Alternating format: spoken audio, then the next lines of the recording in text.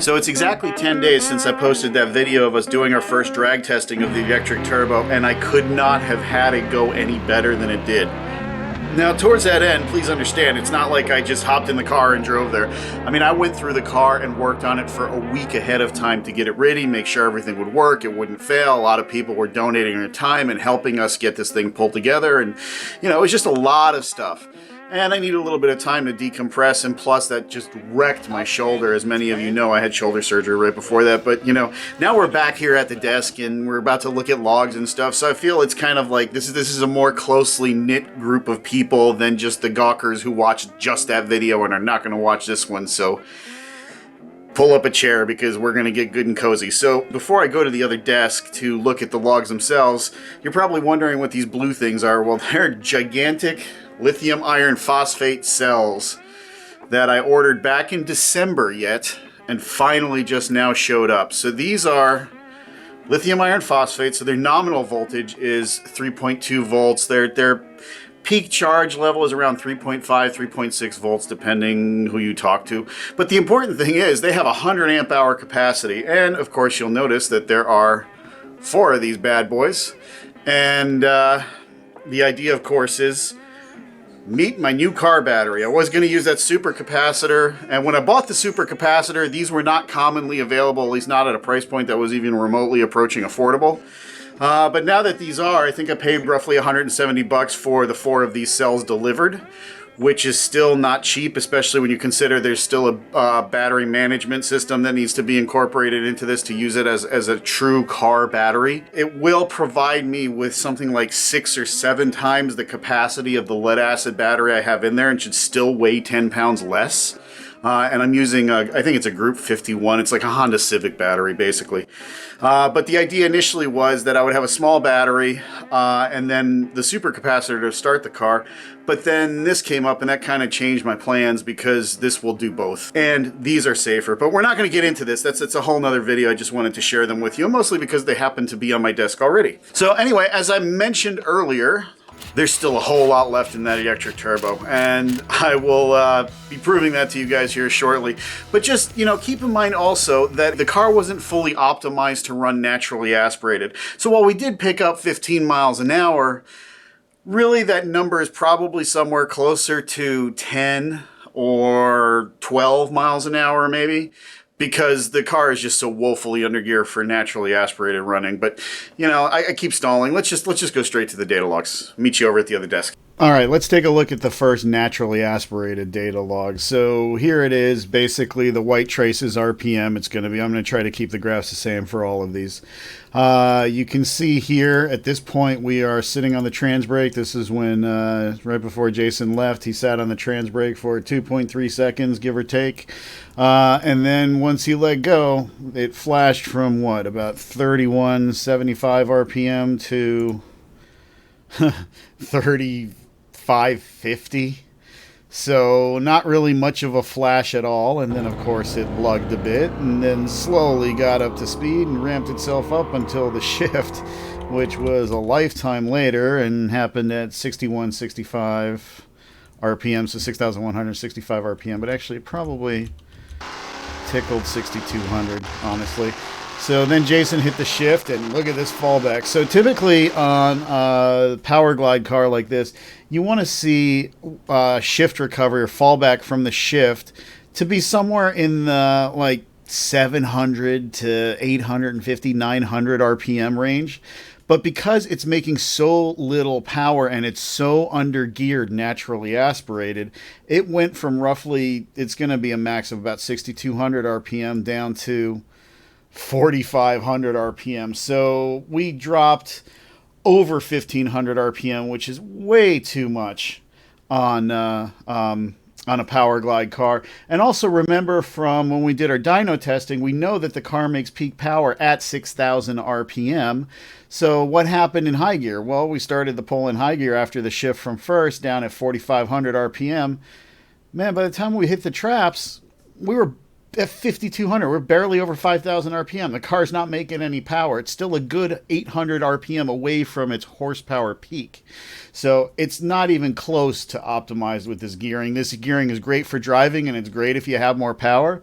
But if you are a naturally aspirated 360 some odd cubic inch, 365 in this case, low compression, pump gas, short block, it ain't your friend. And that's why I was a little bit bummed and a little bit surprised at how slow the car was naturally aspirated, because that is not normal for it. Before, when it had 373 gears in the Power Glide, it actually went high 11s at about 117, and that was making less power because it had the shorty headers, not the long tubes, plus it still had the factory K-member, so the car was actually heavier. So this really killed it. I mean, really killed it. We did a little bit of a change in the ignition curve here. Didn't make any difference. This is where we left it on the dyno, where at torque peak it's 24 degrees. That's the green, by the way. I'm looking at the green trace here. And it worked its way all the way up to 27, just under 28 degrees at the shift point, which is, the curve that Ray put in it. And it works beautifully, but I still hadn't put two and two together and realized that the gearing difference was there, and that's why the car was slower. So I did try locking out the timing, and this is the pull. Let me get to the part. This is, by the way, the beginning of this data log is the burnout section. So this is the second naturally aspirated hit where I adjusted the timing, and you can tell even on the brake we're still almost at 27 degrees. And then we're just locked out at 27, but it really didn't make much of a difference here. Our trans brake is set to about 3,200 RPM. As soon as Jason let go of the button, it went from 3,200 to, in this case, not even 3,500. So really no flash, and then this lug and this long, slow pull, and then just this painful high gear pull where it's just got no power. It's laying down. Like here, it's barely 5,040 RPM, and he's already through the traps at this point. So there is obviously a lot that just gears would buy this thing. If we geared this thing appropriately for naturally aspirated running, I bet we could go 122 miles an hour, probably low 11s, maybe even sneaking into the 10s possibly. But it wasn't designed for that, and this clearly shows that. So we did get our baseline, and it was very repeatable, slow, but repeatable. Although, I never thought I'd see the day where I'd call a 4.1 seconds 0 to 60 times slow, but this is slow. So let's go ahead and take a look at our first electric turbo hit and the data log from that. And once again, the beginning of the data log is just the burnout, but we're interested in the hit itself. All right, so now let's take a look, see what we got. This looks a lot different, doesn't it? So the white line, once again, is RPM. And look at what's going on. And obviously, here's the trans brake section right here. And as soon as he let off, and by the way, the red line in this top graph here is nothing more than boost. So the idea was, as you saw, I told Jason, 1, 2, go off the trans brake, but realistically, it's hard to time stuff in real time. Jason was on the trans brake for approximately a second, maybe just a hair under before he let go, and in that time, you can tell by the boost curve, it was still getting up to speed. The electric turbo was still getting up to speed, and it wasn't until I would say, almost a full second, so like 3/4 of a second, it's showing here 0.8 of a second, that the electric turbo hit full power, and he was already moving out. I mean, that's like half your 60-foot time right there, So he could have left a lot harder, and the proof is in the pudding of that, by the way. So we're at 3,200 RPM on the trans brake, but by the time we hit peak boost, car's already at 4,600 RPM. Remember how I said the fallback on first to second gear on a Power Glide, you really want to be in the 7 to 850 RPM range.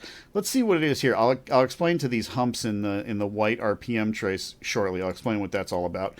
But this is just proof that it's making more power, and we're going to prove that numerous ways, but this is just one way to do it.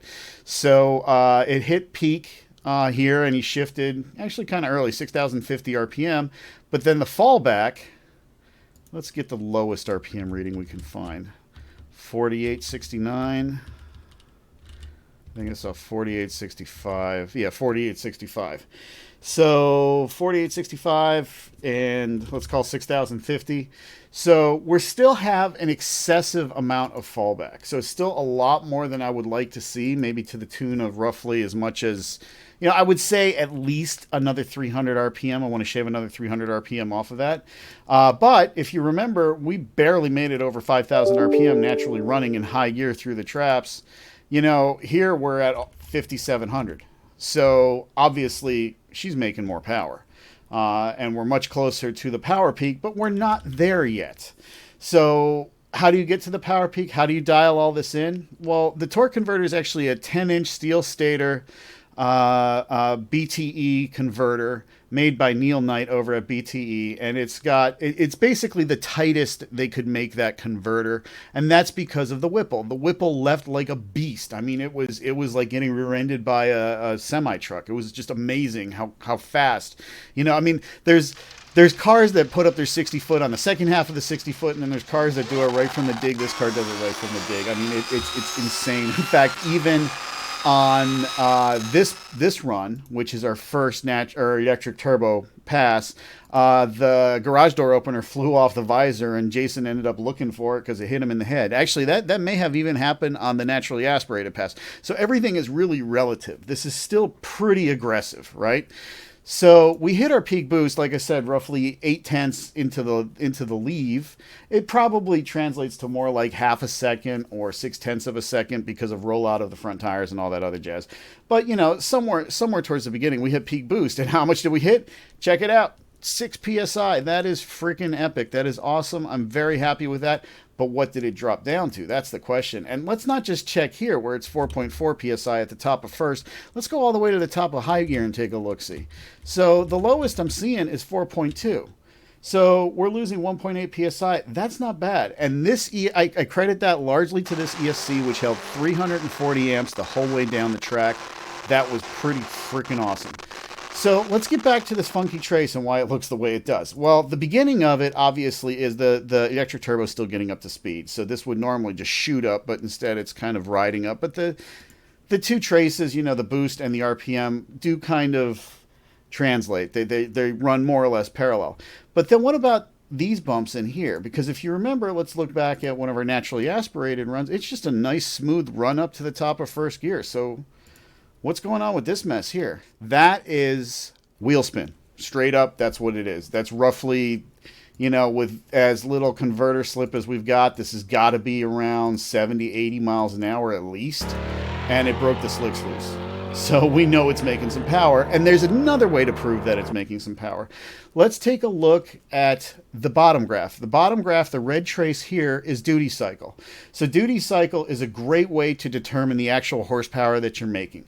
In this case, we're looking at a duty cycle of 52.8, 54 up here. It's bouncing up and down, so it's a little bit all over the map. That's why it's kind of inconsistent. 54.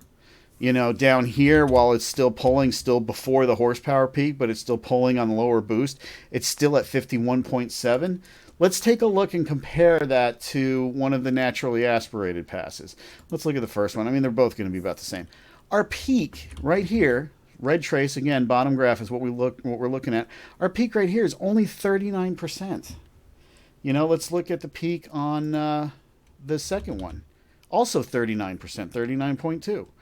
And then we're taking that to a peak of, 54? So, I mean, we picked up 15% duty cycle. So what does that mean? That means basically it needs 15% more fuel flow. Or there's another way to look at it. Okay, so this car has 80-pound injectors, right? So if we take 80-pound injectors, there's 8 of them. It's an 8-cylinder times 8. That gives us 640, right?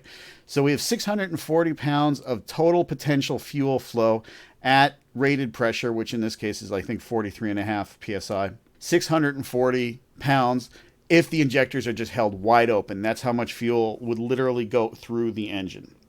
Okay, well, there's a thing known as brake-specific fuel consumption. So brake-specific fuel consumption generally, on a naturally aspirated motor, somewhere around 0.45 on something that's not like super dialed in, but that's not a complete, inefficient slug.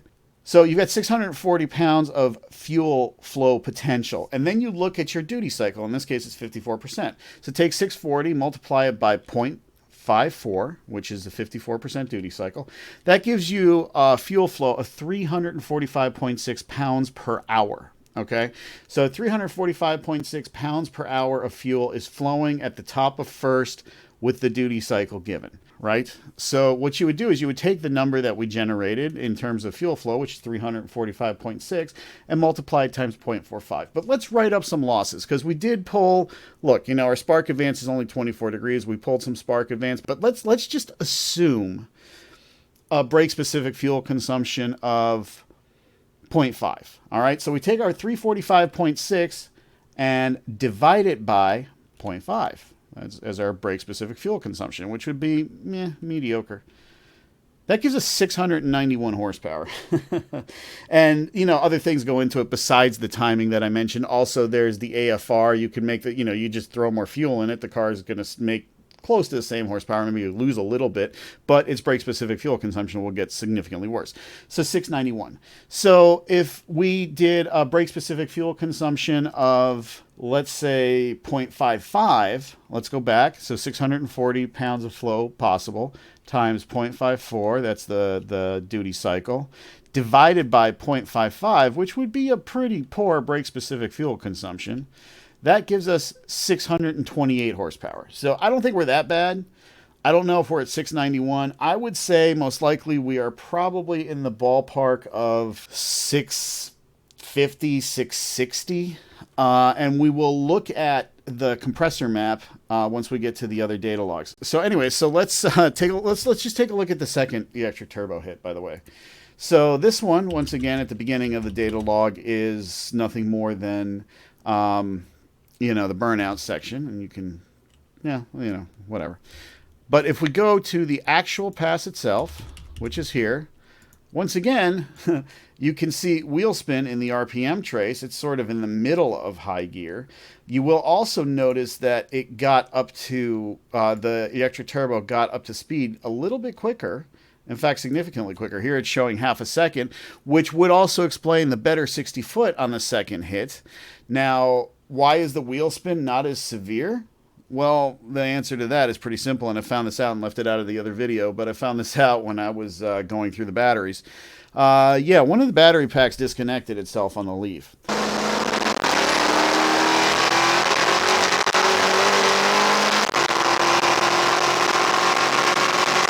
So we were actually making less power with the electric turbo, but the car went a lot faster simply because it left closer to optimal and it spun less. Now, before we were at like 56, 5700 RPM. Here we're at 5900 RPM, 58, 5900 RPM. But we're only at 4 pounds of boost. Let's take a look at what our drop-off was like, what our fallback after the shift was. So we're at 6290, so it's a little bit of a later shift, which the car likes.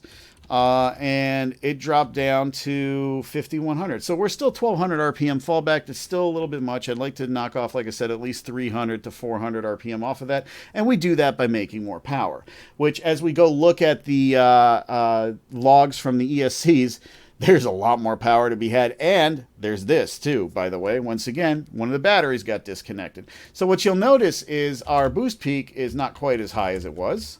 At 5.9 psi, and it bottomed out lower at the bottom of each gear of low and high gear. So here it's only 3.9 psi at the top of first, and at the top of high gear it's down around 4. So we lost some boost.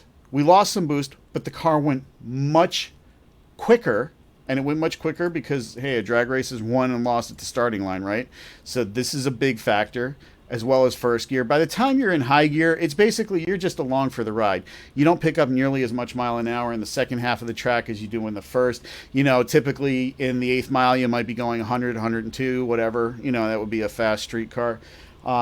Maybe 110 even. But on the back half of the track, you might only pick up 25 to 30 miles an hour. So, you pick up by far the most on the front half. So it's really all at the front half that we really want to concentrate on. Obviously we still want to make some power going down on the big end, but this is typically where tuning windows get small, pistons like to melt. This is why grudge cars run 8th mile, because if it's going to melt down, it's going to happen here on this long, slow pull, which is another thing that's worth looking at is actually what is going on with the manifold air temperature. So the white graph here at the bottom is the manifold air temperature. So we are looking again at our second electric turbo hit, right? So we're floating, we hit 100. Did we hit 130 in the actual pull?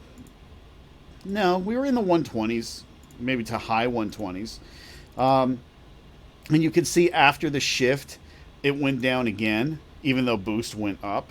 So, there's some kind of something happening there. But this mat is nothing to worry about. This is perfectly fine for pump gas. Let's go back and look at the first electric turbo pass and look at that. So this one is much more consistently straight. So it basically drops down to 115 or so. And then works its way up to, by the time we get to the top of the pull, under 128 degrees. So that's fine. It's there. An intercooler would likely actually cost us more power than it would give us at this boost level. And that's great. That's where I want to keep the thing because like I said, there's a lot more power to be had and we've got a lot of tricks up our sleeve here. So anyway, so that's looking at these data logs. Now I want to take a look at the electric turbos ESC's data logs. So let me click over to that and that's going to be this. So this is our first electric turbo pass, okay? So this is showing everything, and I downloaded this off the ESC between each round. So it tells us that our minimum voltage is 50.6. That 50.6 is probably measured inside the ESC as what voltage is actually getting to the motor because we're seeing a few volts higher coming into it, okay? Same thing with the power and the current requirements, by the way. So they get sucked up with losses, and I'm sure that my ammeter is not that accurate, the one that I use inside the car, but what it is repeatable, and that's all that really counts, and it really showed. So this is sort of a graph of everything, which is a little hard to read, but I basically wanted to look at these numbers in red. So it got up to under maximums. It stayed under 52 degrees Celsius. As long as it's under 80, we've got nothing to worry about there. And by the way, I'm going to be adding another cooler brick and stuff to that, so that won't be a problem. But anyway, let's start taking a look at the individual specs one at a time. So this was our voltage. You could see it declined gradually over the course of the pull. 50 would be in the middle. So, minimum would be 50.6. So we're probably around 53, 54 here at the beginning. Okay, well, that's our voltage. So this is current. So this is where it starts to get interesting. As the motor gets closer to magnetically saturated, there is a motor duty cycle that comes into play. Now, I don't really understand how those two interrelate to each other yet. I'm still learning on the brushless motor side. I'm finding this really, really interesting. And if we ever get around to hot rodding electric cars, we're going to be armed with a whole lot more information and really can do some things that other people might not think of by going through and learning all this stuff. So, this is our current across the pole, and it went up pretty much, but there was still quite a lot of spiking going on in this thing. This is our initial current, but then, it spikes up. So let's take a look at the temperature. So again, this is just the ESC temperature. This was fine. It's never going to hit equilibrium in a drag pass because it just won't. It's just simply not long enough. So what we want to do is we want to try to get the starting temperature as cool as possible. Because as we are going to be adding timing to this, and I mean brushless motor timing to get more impeller speed out of it. So that's going to add some heat. So we got to make sure we do everything we can to keep the ESC as cool as possible. All right, so this is where things get really interesting, at least as far as I'm concerned. So this is electrical RPM or ERPM, all right? So we are, the middle between this line and this line would be 90,000 ERPM. So we're probably, hitting, I don't know. Let's take an average. Let's say we're averaging about 85,000 ERPM.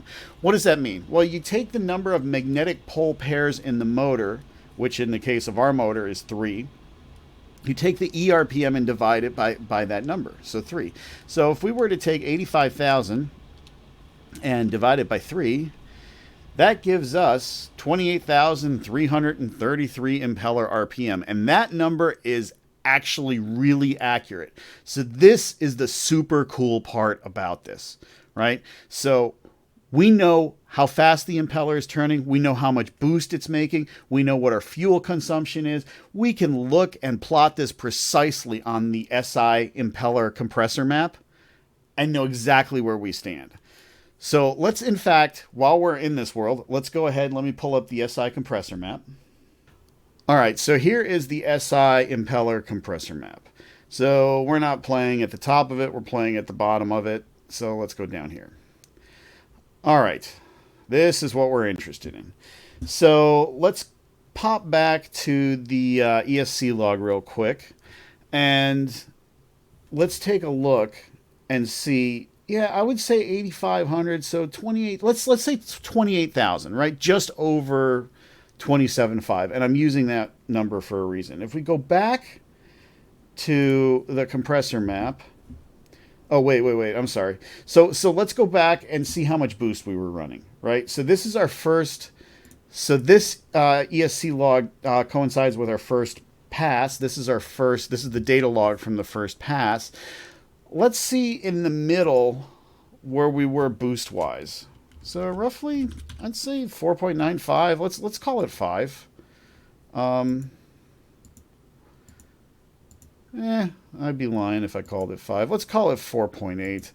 In fact, if I look at the entire pass and look at the average, 4.756. All right, so let's say 4.8, right? So let's find out where we are on the compressor map. So let's go back to the compressor map. So we made 4.8 psi average, right? So we'll take 4.8 divided by 14.7, which would be atmospheric pressure, 1 bar, and that gives us 0.327. So we're at a pressure ratio of just over 1.3. So we're like 1.32-ish, or maybe even just a touch higher. So we're falling somewhere in this world here. Let's say 1.32. Let's be pessimistic, right? So 1.32. Now, if you look at this black line here and this black line here, that's impeller RPM. Remember, we know our impeller RPM, okay? So we are at 1.32. That's going to be this one blue line just above this black line. Let's see where we are at 28,000 RPM. So we want to be between this black line and this black line, because this is 25,000 impeller RPM and this one's 30,000 impeller RPM. So if we keep going, we want to be just over halfway between the distance. And look at that. That ties right in with a mass flow rate of 65 pounds per minute. And it's a general rule of thumb. It takes 1 pound per minute of airflow gives you 10 horsepower. We're at 65, that's 650, which is right in line with what we calculated from our brake-specific fuel consumption. So we know that we are in this world right around here. Okay, to get to 700, we would have to get to a 1.4 pressure ratio. Now, there's another thing I do want to address, by the way. So we are not actually running an SI trim impeller. We are running an impeller wheel that is a little bit more efficient. It's I got it from John Bond, in case you missed it, and it's the billet impeller wheel. It actually has slightly more surface area, so it moves more air per RPM. So we probably are closer to 660, 670, somewhere in there, because of the added efficiency of the wheel itself.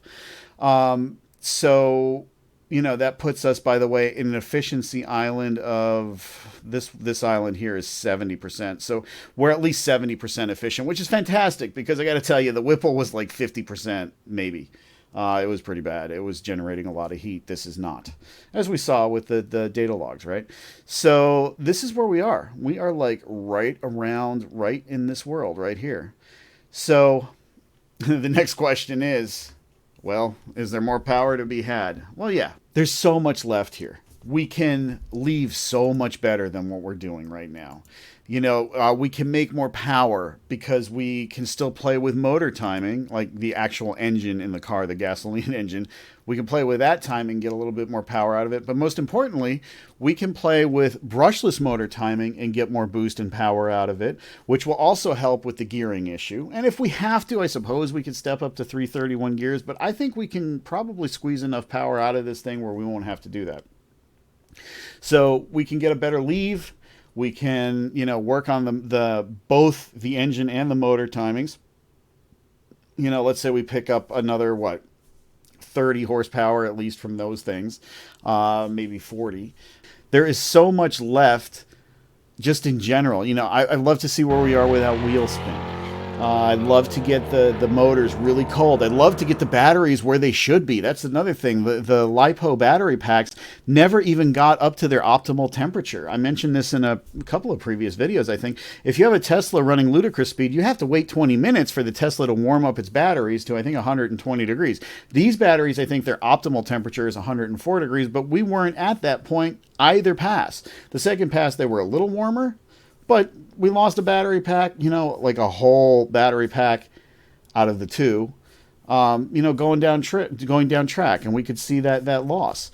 So there's still a lot more left in this thing. And then there's all kinds of other tricks. You know, Klotz wants us to dyno test their oxygenate, which they swear is good for 7% more power. We might do that down the road and see if that gets us where we need to go if we can't get into the nines other ways. But I think we're going to get into the nines. This is going to be a lot of fun. You know, I'm also going to be doing a lot of stuff with the lithium iron phosphate. That's going to be the next project. We're going to get the car ready for a true track attack, because here is the secret. And the secret is I applied for a Guinness Book of World Record.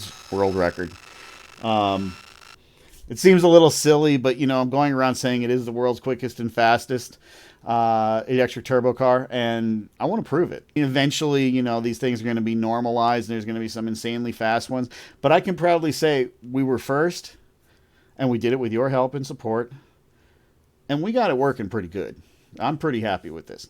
So stay tuned. There's a lot more to come. If you haven't yet, subscribe, and yeah, thanks.